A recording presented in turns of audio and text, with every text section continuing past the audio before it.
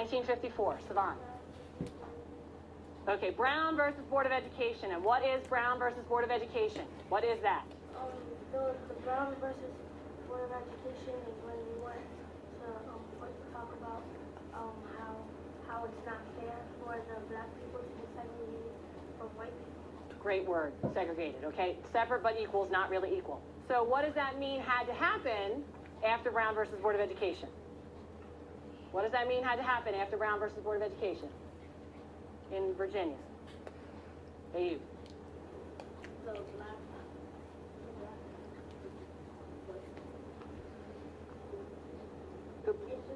There's the word. Okay, they can integrate, right? They can all go to the same school. Remember we talked about segregating and integrating?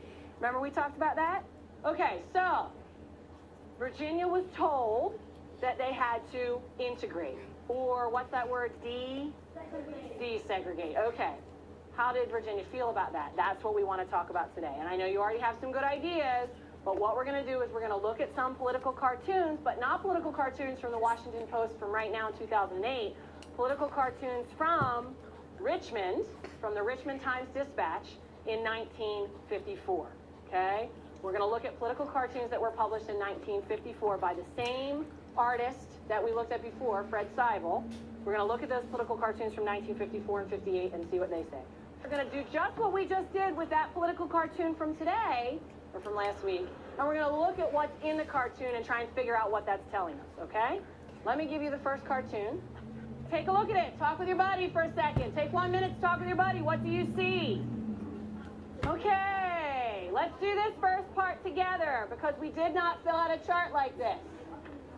Okay, so I'm right here on the table, and I want to write down something that I see in this cartoon. I want to write down something I see in this cartoon. What's the first thing that you see in this cartoon? What should I write down? Hermias.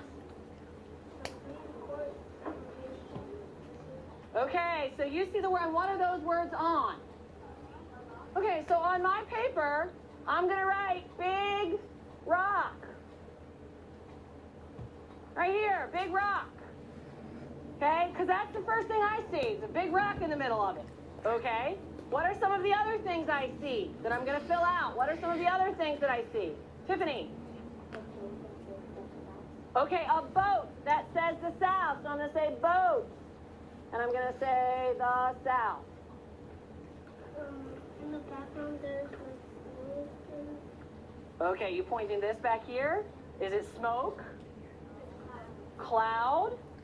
Cloud and wind? And what cloud and wind, what do we kind of call that? Okay, bad weather. The boat was actually in the sea before, and it was like going, but then the Supreme Court stopped it.